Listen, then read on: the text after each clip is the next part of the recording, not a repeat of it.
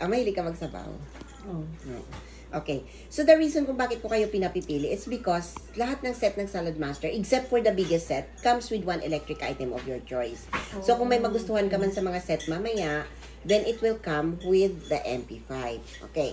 So, ito yung, pero ito siya, pag binili mo siya individually, this is 1,700. 1,700 siya, ito 1,700 din. So, ang dalawa pa lang na yan, 3,400 na. Pero don't worry kasi hindi naman siya cash. Meron siyang financing na very affordable. Parang $5 savings a day lang. Okay. So, ito ang ating biggest set, which is the Executive Chef set. Alam mo ito, pag binili mo siya individually, pag individual ang presyo, aabot siya ng 30,000. Pero as a set, it goes down to 16,499, 494.69 ang kanyang monthly. Pero syempre naman, kahit sabihin mo sa akin na gusto ko siya, tatanungin pa rin kita, ilan ba kayo sa family? Do you think na pag ganyan ang kinuha mo, magagamit mo lahat, di ba? Kasi, we don't want people to get something na, naka-live ka. Hindi. Oh. Huwag mo lang Hindi. ang presyo. Bawal kasi sa amin. Okay. Video lang. Sa akin lang yun. Okay, that's good. Dapat, reviewin ko. Oo, kasi baka kaya mo mag-present, kailangan namin ng presenter. Pag-aralan mo lang yung video na yan. Okay. Tapos, lahat ng to, sinasabi ko sa kanila, alam mo, kung ano lang ang kailangan nyo, yun lang. You don't have to get the biggest set kasi sayang naman. Kaya sa amin, we have the biggest set kasi yung asawa ko naman is chef talaga. Pero, kung ako ang mas susunod, ayaw ko pa rin ng ganyan. Pero siya naman bahala magbayad o di bahala ka sa buhay mo, di ba? Pero I'm glad na kinuha niya yon kasi at least pag may magtanong sa akin, may ipapakita ako kung anong itsura ng cookware na yan. Okay. So ito naman is the most popular set ng Salad Master. So ang total cash price niya is 8,999 plus tax and shipping, it's only 293.65. So it comes with one electric item of your choice. This is called the Master Set. So, kung ang pinili mo itong MP5, papalitan natin ang EOC ng MP5. So, you have the 10 quarts, doble sa size nito. Iyon ang magandang pangbulalo. Tapos, meron siyang 11-inch skillet na stovetop. Ito siya, pwede mong tanggalin ang kanyang handle, gawin mong takip ng EOC mo kung gusto mo mag-stock cooking. When we say stock cooking, isa lang ang naka-plug, pwede kang magpatong-patong up to 3 layers. So, makaluto ka ng 3 recipes sa isa lang na naka-plug. Diba? So, makasave ka na sa time, save ka pa sa iyong electricity.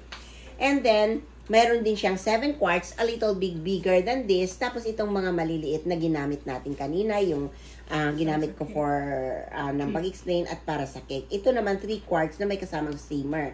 So, yan lahat ang composition ng ating master set. And then, ang ating professional set, a little bit, the same pala sila, almost the same with the master set, still comes with one electric item of your choice. So, kung pinili mong MP5, it will come with MP5. Ang nawala lang dito, ang 10 quarts. So, you still have the 7 quarts. Pwede pa rin magbulalo dito, pwedeng magpapaitan, di ba? So, ito naman is only 261.02 per month. Ang difference niya with the master set is only around $30.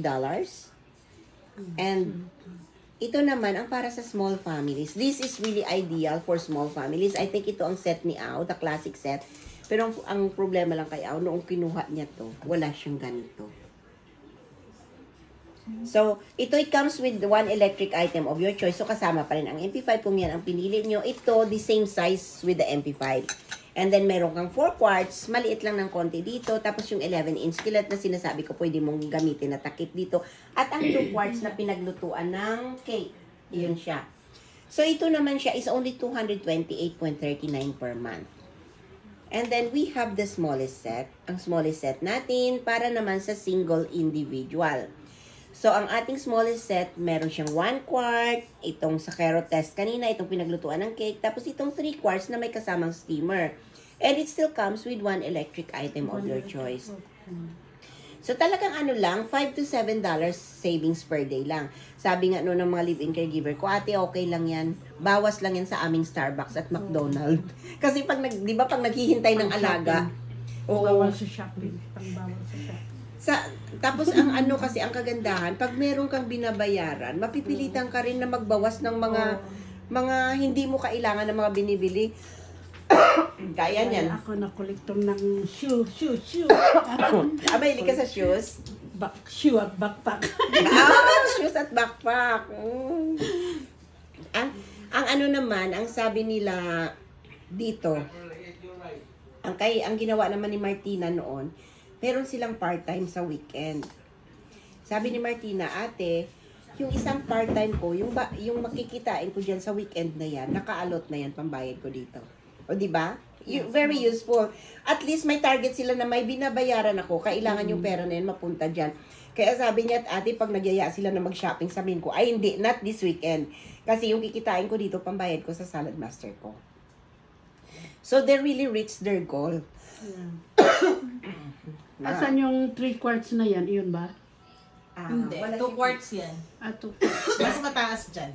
Yung ganyan? Mas mataas na Mataas ng konti dito. Tapos may kasama siyang steamer. May kasama basket. Na kunwari magluto ka ng spaghetti, kailangan mo ng ground meat.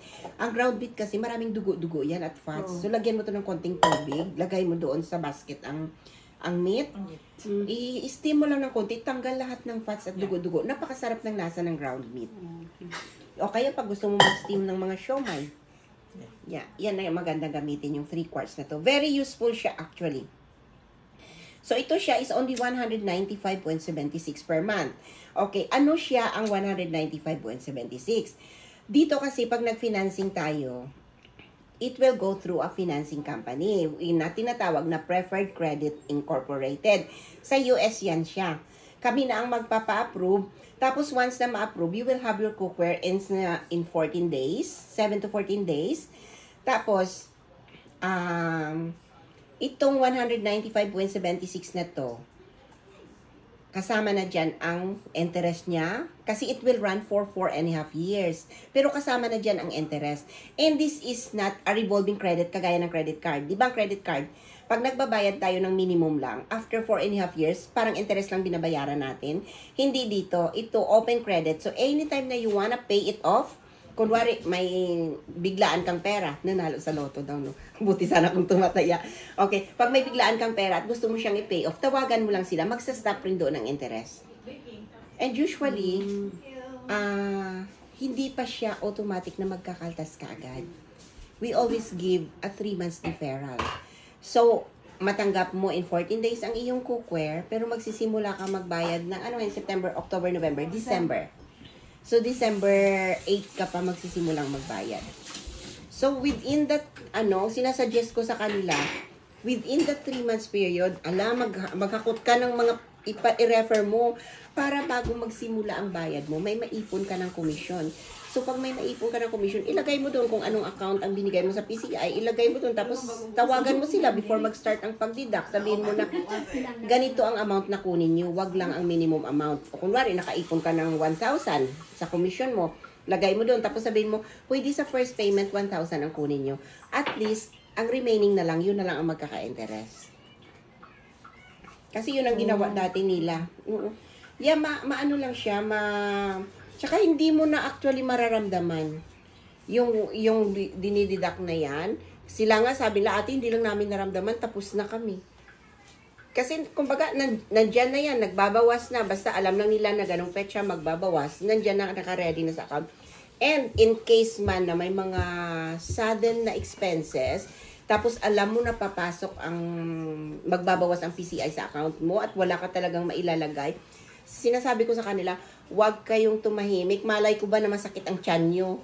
Kaya sinasabi ko sa kanila, you have my number, just text me, ate, papasok yung PCI, walang laman yung account ko. Sabi ko, I can always e-transfer. Tapos, just pay me kung kailan kayo kung kailan nyo na pwedeng ibalik na hindi maapektuhan yung budget nyo. Pero sabi ko, huwag kayong tumahimik. Kasi, hindi ko naman alam kung tatalbog na pala yung bayad nyo or ano. Pero if you tell me na, ate, pwedeng mag-transfer ka muna, kasi papasok ang PCI ko. Sabi ko, kasi this is one way of building your credit. Dito sa Canada, hindi pwede na wala kang utang. Hindi ka magiging Canadian citizen pag wala kang utang. Yan ang pagkakamali ko noon. Nung live-in caregiver ako, lahat ng credit card na ino-offer sa akin, nire-refuse ko kasi takot ako. Tapos nung nagpa-check na ako ng aking credit history, walang makita. Kaya nahirapan na ako na kumuha ng mga credit card kasi wala akong history. Kaya sabi ng amo ko, you need to have a credit card. So, nagtiyaga ako sa Capital One na $300. Hanggang sa naging open work permit ako, $300 lang. Na-realize ko lang na kailangan ko nung nagbi-business na ako. Hindi ako makakakuha ng may mataas na credit na dahil wala silang pagbabasihan.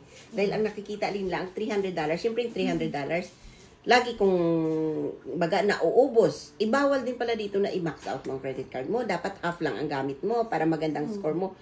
Siyempre $300, isang grocery mo, na. Kaya sabi ng amo ko, that is why we are telling you before to get a credit card. Kaso lang sabi mo, ayaw mo.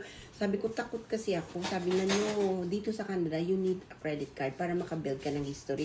So someday, if you have plan na kumuha ng bahay, this is one way. Pag nakikita yan na ang payment mo sa PCI every month, go through, it will help build your credit. So, yan ang kagandahan dito. So, ano tong... Ayun yung May na kasi yan. Yung nandun yung